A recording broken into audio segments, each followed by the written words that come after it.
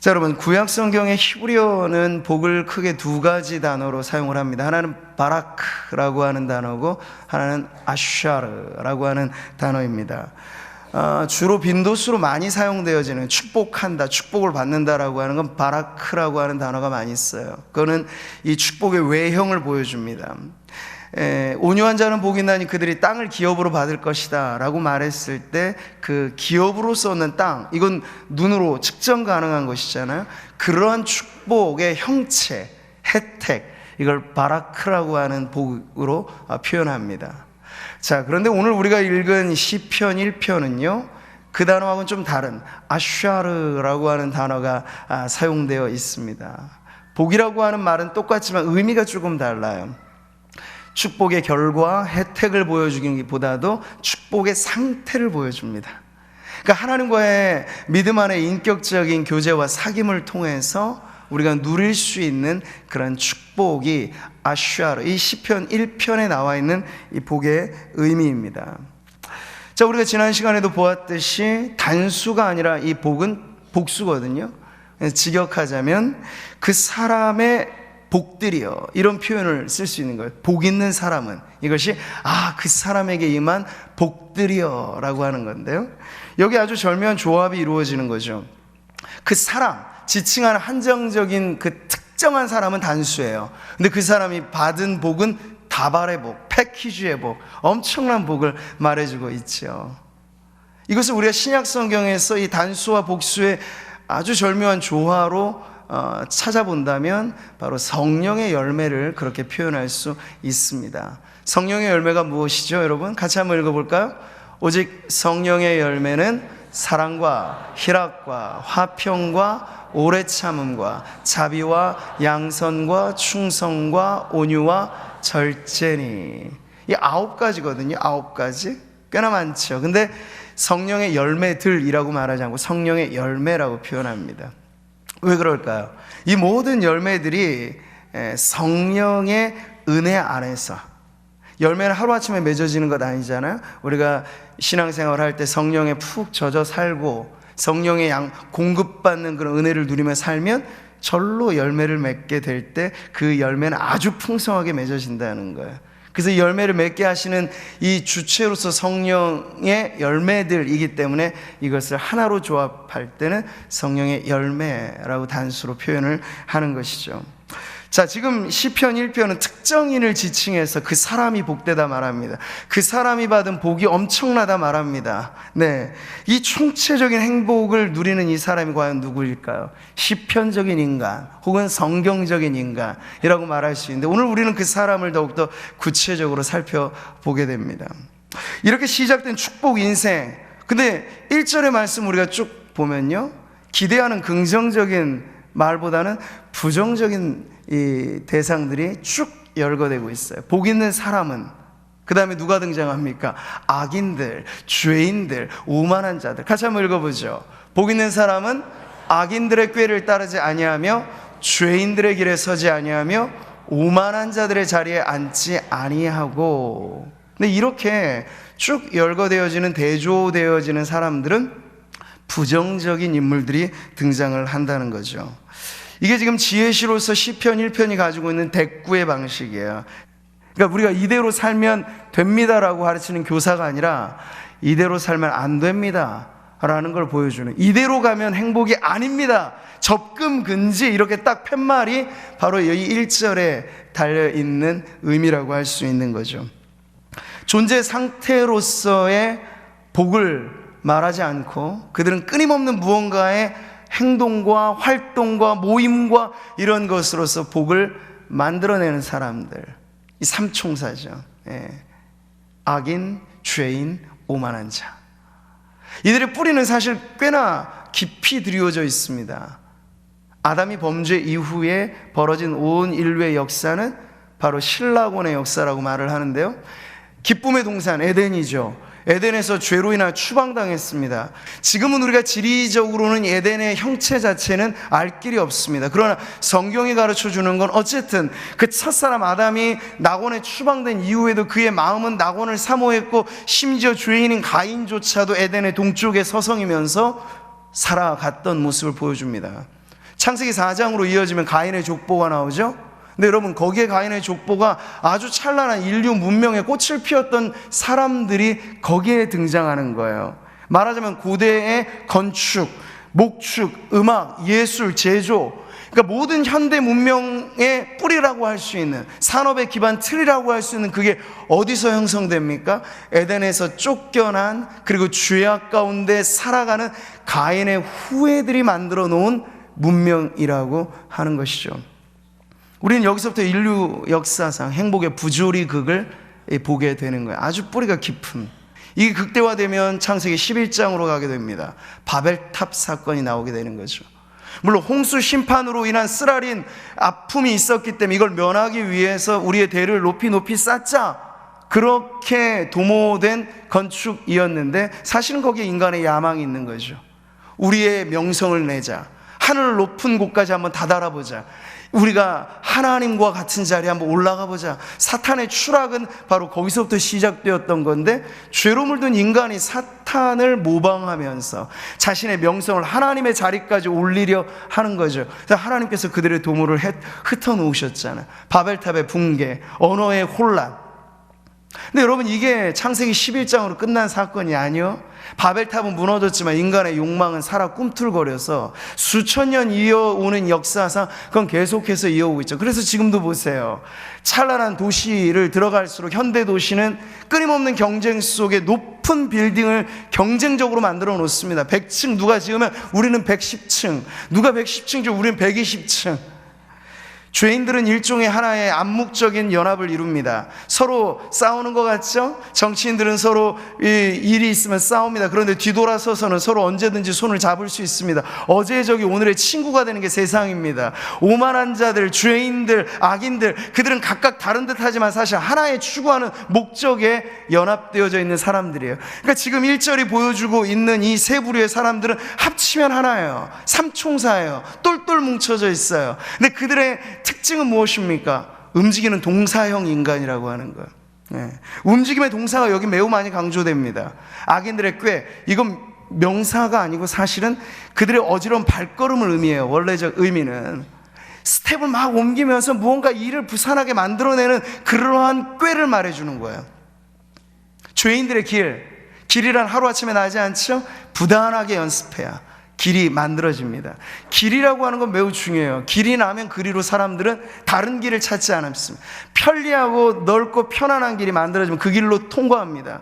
그 길이 향하는 여러분 마지막 자리에 뭐가 있을까? 오만한 자들의 파티가 벌어지는 거예요. 자리를 딱 만들어 놓으면서 어서 오십시오, 당신을 VIP로 초대합니다 해서 세상에 질펀하게 벌어지는 여러 가지 많은 축제들, 다양한 행사들, 매 달마다 기념일이 있습니다. 무슨 대인이 이게 세상 사람들이 만들어 놓는 대체품들의 목록이 점점 더 늘어가고 있다는 거예요. 옛날엔 단순했는데 세상이 점점 더 복잡해집니다. 왜 이렇게 복잡해질까요? 그렇게 끊임없이 뭔가를 만들어냄으로써 잃어버린 행복을 되찾고자 하는 자구책을 지금 보여주고 있는 것이죠. 여러분, 이 흐름에 어떻게 동참하느냐가 세상사입니다. 세상의 관심거리는 바로 여기에 있습니다. 그러니까 성도들이 시편적인 인간, 시편이 말해주고 있는, 성경이 말해주고 있는 이 행복을, 이미 명명백백한 진리에 쓰여져 있는 이 행복을 놓치며 살아가는 대부분의 많은 이유는 뭐냐면, 우리가 살아가는 주중의 모든 삶이 그대로 세상에 노출돼요.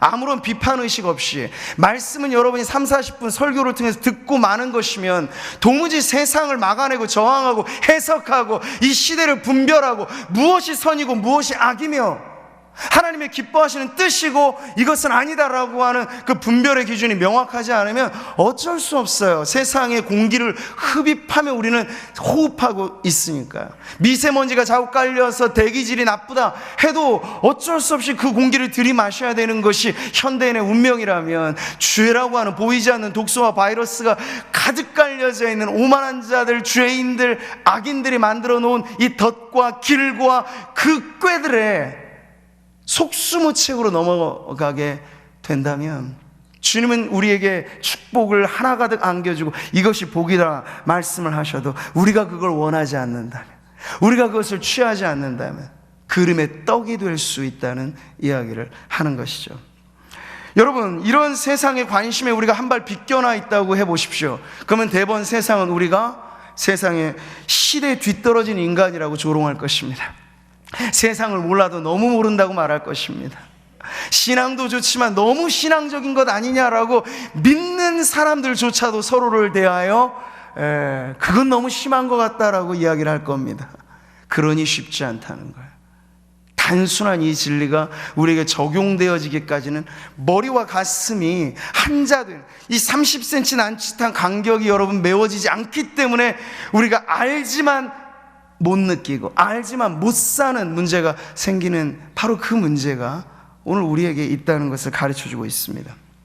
하나님이 복되다 말씀하신 그 사람들은, 세상 사람들은 모르는 그 비밀을 아는 거예요. 저기를 이용하는데 분명 대가가 있다. 그 대가가 뭘까요?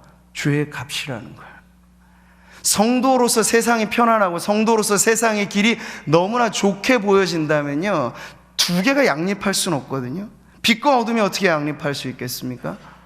예수님 두 주인을 섬길 수 없다고 말씀하셨잖아요. 가이사의 것은 가이사의 것이고 하나님의 것은 하나님의 것이다. 이 말씀 안에는 엄연히 병립할 수 없는 가치들이 있다는 거죠. 죄인들의 길을 선호하면서 의의 길을 찾는다? 죄인들의 길을 이용하면서 주님이 따로 마련해 주신 이 행복의 길을 걸어간다는 건 가랑이가 찢어질 일이에요.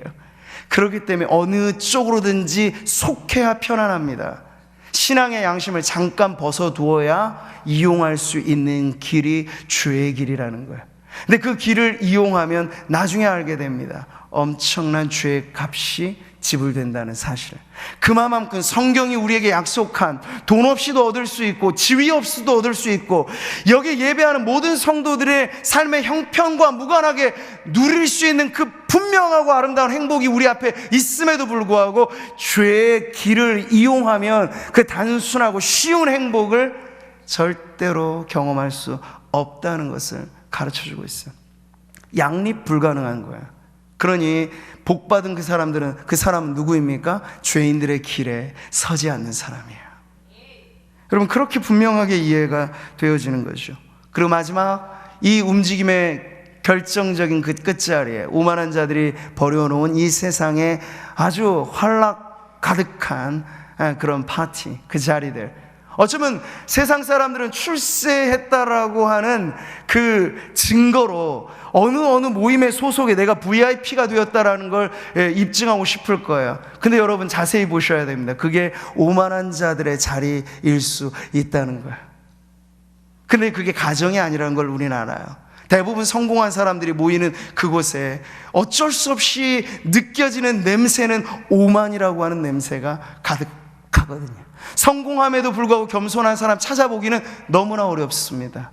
이게 왜 그럴까요? 세상의 성공을 위해서 지불해야 될 대가가 겸손해서는 도무지 안 되는 그런 문제들이 있기 때문에 누군가를 짓밟아야 되고 누구보다 내가 더 낫다고 포장해야 되고 과장해야 되고 선전해야 돼. 결국 그래서 올라간 그 자리에서 겸손의 미덕까지를 갖게 된다. 이건 참 어려운 문제라는 거예요.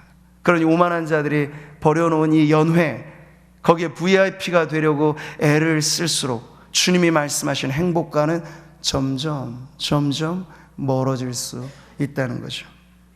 이 모두가 우리에게 거짓된 희망의 메시지입니다. 이리로 오세요. 이 자리에 앉아보세요. 이리로 가세요. 이 길을 이용하세요. 우리와 함께 생각을 나누어 보세요. 그러면 행복할 거라 말하는 이 거짓된 희망의 메시지들 속에 진정 복받은 그 사람은 추구해야 될 대상이 거기에 있지 않다는 것을 아는 사람이라고 오늘 시편은 가르쳐주고 있습니다. 2절의 말씀을 여러분 같이 한번 읽어볼까요? 복 있는 사람은 오직 여호와의 율법을 즐거워하여 그의 율법을 주야로 묵상하는도다. 원래 성경 구절에 2절은 복 있는 사람이 없죠. 근데 의미상 제가 연결을 시킨 거예요. 이게 맞거든요. 복 있는 사람은 이러이러하지 않고 복 있는 사람은 이러이러한 사람이다 라고 하는 의미가 여기에 전달되어지기 때문이죠. 복 있는 사람, 그는 한 대상을 향합니다. 복 있는 사람, 그는 한 말씀을 향합니다. 그러니 여러분, 그 희소하다라고 하는 것이 상대적으로 비교해 보면 세상에 많고 많은 악인들의 메시지, 죄인들의 소리들, 여러분, 그 오염된 노이즈에 우리의 정신이 팔리지 않고 복된 그 한 사람은 희미한 듯 보이지만 여전히 살아있는 그 음성, 그 주파수에 딱 맞춘다는 거예요. 처음엔 지직거리는 소리가 날지도 모르겠습니다만 그 주파수대로 맞추면 나오게 되는 소리를 들을 수 있어요. 그게 바로 하나님의 말씀이라는 것이죠. 복 있는 사람을 묘사하고 복 있는 사람을 설명하는데 다른 많은 말들이 필요하지 않습니다. 한 대상을 보여줄 뿐이에요. 그런 초대교부 어거스틴이 한 말이 맞는 것이에요. 우리의 영혼은 하나님을 만나기 전까지는 진정 평안을 누릴 수 없다. 평안뿐이겠습니까? 참된 행복은 묘연해지는 것이에요. 행복 찾아 산만리 아무리 여정을 떠나고 많은 일들을 해도 지나고 나면 돌이켜보면 이것이 진정 행복이었을까? 그렇게 허탈한 마음을 지울 수 없는 것이 이 세상이 우리에게 선사해주는 하나의 모사품으로서의 행복들인데, 오늘 하나님은 우리에게 아주 정확하고 아주 분명하고 아주 단순하게 복된 그 사람의 특징은 한 대상을 향하고 한 말씀을 향한다 라고 가르쳐주고 있는 거죠. 이 시편 1편 2절에 주석과도 같이 좀 확대판으로 제가 설명해 드리고 싶은 시편이 있어요. 바로 시편 131편인데 1절에서 3절로 이루어진 이 짧은 시편은 바로 시편 1편의 그 복 있는 사람의 모습을 상세 설명해 주는 모습입니다. 같이 한번 읽어보겠습니다. 여호와여, 내 마음이 교만하지 아니하고 내 눈이 오만하지 아니하오며 내가 큰 일과 감당하지 못할 놀라운 일을 하려고 힘쓰지 아니하나이다. 실로 내가 내 영혼으로 고요하고 평온하게 하기를 젖된 아이가 그의 어머니 품에 있음 같게 하였나니 내 영혼이 젖된 아이와 같도다. 이스라엘아, 지금부터 영원까지 여호와를 바랄지어다. 복 있는 사람은 누가 묻는다면 이 시편은 하나의 그림처럼 보여주고 있어요. 복 있는 그 사람은 젖된 아이가 어미 품에 있는 그 모습을 하고 있습니다 라고 가르쳐주고 있는 것이죠. 여러분, 행복의 많은 모사품들과는 다른 진정한 복의 실체를 우리가 이 2절에서 보게 되는 것입니다. 젖된 아이, 어머니의 젖으로 충만한 만족을 누리고 있는 그 아이에게 돈을 지어줘 보십시오. 그건 종이 쪼가리에 지나지 않을 것입니다. 금덩어리를 지어줘 보십시오. 장난감하고 다르지 않을 것입니다. 지위, 완장을 채워줘 보십시오. 불편하게 여길 것입니다. 젖된 아이가 어미 품에 누리는 만족은 이런 것들을 휘감고 누리고 얻고가 아니라 엄마 품 안에 있다는 그 상태 자체, 시편이 말해주고 있는 축복의 실체는 아샤르, 상태라고 말씀드렸죠. 바로 그 상태를 보여주고 있어요. 하나님의 품 안에서 우리가 예배한다는 건 무엇입니까? 하나님의 임재 안에서 우리가 아버지 하나님의 품을 맛보는 자리가 예배의 자리가 되는 줄 믿습니다. 비교할 수 없는. 그래서 하나님의 궁정에서의 한날이 세상에서 악인들의 첫날과 비교할 수 없다고 말하잖아요. 그러니까 하나님의 성전 문지기로 마당새처럼 그 일을 하는 게 차라리 악인들의 궁궐에 궁정에 사는 것보다 낫다고. 하나님의 이 품의 만족감, 진정한 행복을 맛본 성도들은요, 바꾸지 않아요. 바꾸려 제안이 들어와도 왜요? 맛보았기 때문에. 세상의 허무한 것들과 실체를 비교해 봤을 때 이건 값어치의 차이가 엄청나다라고 하는 걸 알기 때문에 아무리 손짓하고 제안해 와도 맞바꾸지 않죠. 주님 내게 주시는 행복과 세상이 가져다 주는 것들을 바꾸지 않으려는 사람, 그가 바로 복 있는 사람인 줄 믿습니다. 여러분은 이 복을 이미 소유하셨습니까? 믿음으로 여러분이 소유하셨다면 이것을 절대로 바꾸지 마십시오. 여러분, 결론화해서 오늘 참된 행복은 어디에? 라고 질문을 할 때 우리는 2절을 통해서 답을 찾게 되는데요. 근데 우리 안에 또 하나 불편한 마음이 들 수는 있어요. 지금 이 시편이 말해주고 있는 시편적인 인간이 누리는 행복은 영적인 상태고 말하자면 도덕적인 우리의 인품에 배어있는 상태인데, 저나 여러분이나 저울질 해보면 거기서 거긴 우리에게도 죄인들의 습성이 남아있고 우리들에게도 악인들의 꾀가 남아있고 우리들에게도 오만한 자들의 탐심이 있는데 과연 내가 어찌 이 복을 누릴 수 있을까? 근데 그런 고민이 생기게도 되죠. 그리스도 여러분, 결론은 아주 명확한 겁니다. 다시 한번 이 복들이 임하는 그 한 대상을 주목해 보세요. 이 복을 받은 한 대상, 그 사람, 여러분 그 사람이 누굴까요? 이렇게 말하는 사람이죠. 나는 마음이 온유하고 겸손하니. 자신에 대하여서 이렇게 말씀하실 수 있는 분. 내가 곧 길이요 진리요 생명이니. 누가 감히 이런 말을 할 수 있을까? 자신이 길이다, 죄인들이 만들어 놓은 길과는 다른 길이다, 완전한 길이다, 진리의 길이다, 생명의 길이다. 모든 일에 우리와 똑같이 시험을 받은 이로되 죄는 없으시니라. 그 무죄한 상태에서 하나님 말씀하신 이 모든 총체적인 복을 누렸던 분, 그리고 그걸 전해줄 수 있는 분, 바로 우리는 예수 그리스도야말로 이 시편이 보여주는 완성된 복의 실체라는 것을 알게 됩니다.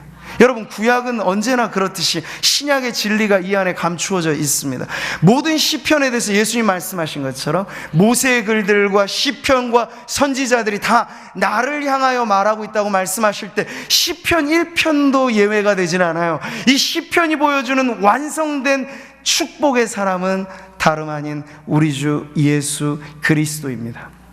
그러니 여러분, 참된 행복을 찾기 위해서 이제 여러 가지 많은 갈지자로 걸어다니는 그러한 무질서한 발걸음이 아니라 우리는 직행해야 될 길이 있는 거죠. 죄인들의 길이 아닌 예수, 그 생명의 길이 우리 앞에 놓여져 있는 거예요. 나로 말미암지 않고는 아버지께로 올 자가 아무도 없다, 도무지 없다. 이 절대적인 길, 그 길을 걷는 자가 바로 우리 자신의 단독적인 입장으로서는 우리에게 흠이 있고 점이 있고 연약함이 있지만 예수님께서 이 땅에 오신 목적은 그것 때문에 오신 거예요.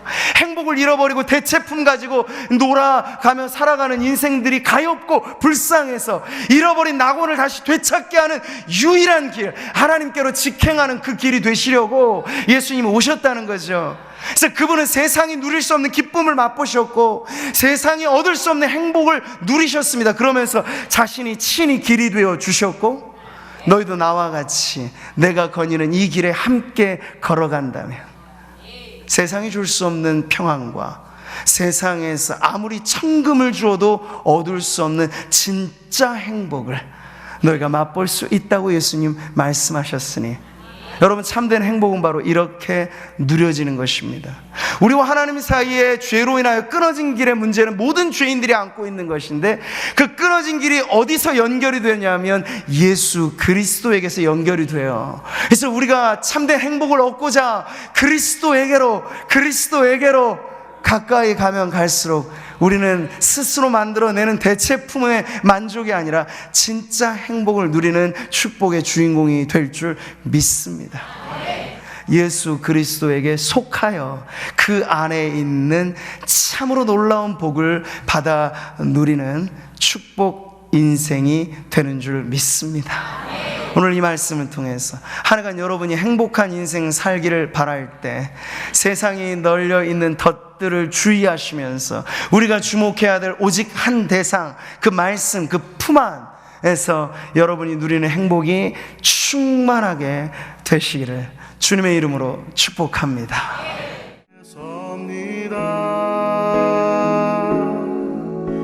모든 염려 주께